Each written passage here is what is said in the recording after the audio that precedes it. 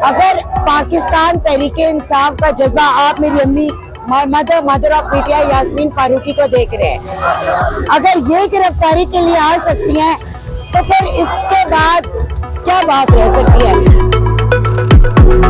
ये आप अपनी माओ का जज्बा देखें, अपनी बहनों का जज्बा देखें, अपनी बेटियों का जज्बा देखें। पाकिस्तान के लिए अपनी गिरफ्तारी देने रहे, अपनी जान भी हमारी इस मुल्क के लिए हाजिर है।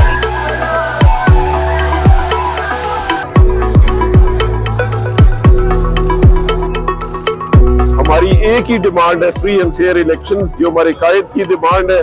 और आप यकीन मानिए जो हजूम यहाँ पे नजर आ रहे हैं, जो लोग गिरफ्तारियां दे रहे हैं, पुलिस की 4 वैन भर के चली गई है, मगर फिर भी उससे 5 गुना ज्यादा लोग हैं जो गिरफ्तारी देने के लिए तैयार है। इन्होंने शेख रशीद साहब को अरेस्ट किया, फवाद चौधरी साहब को अरेस्ट किया, इन्होंने क्या कर लिया? हमको इनसे डरते हैं यहाँ पे बैठ के?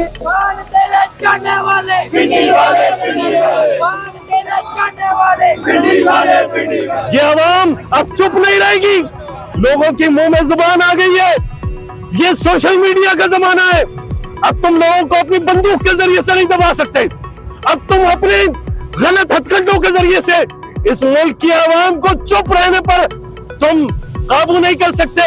हमने इस तासुर को ख़त्म करना है कि ये हमारी कॉल जो है नाकाम हो चुकी है। शाह महमूद कुरैशी साहब जेल में हैं, असद उमर साहब हैं, उमर सरफराज साहब हैं, सारे लोग जेलों में इस वक्त।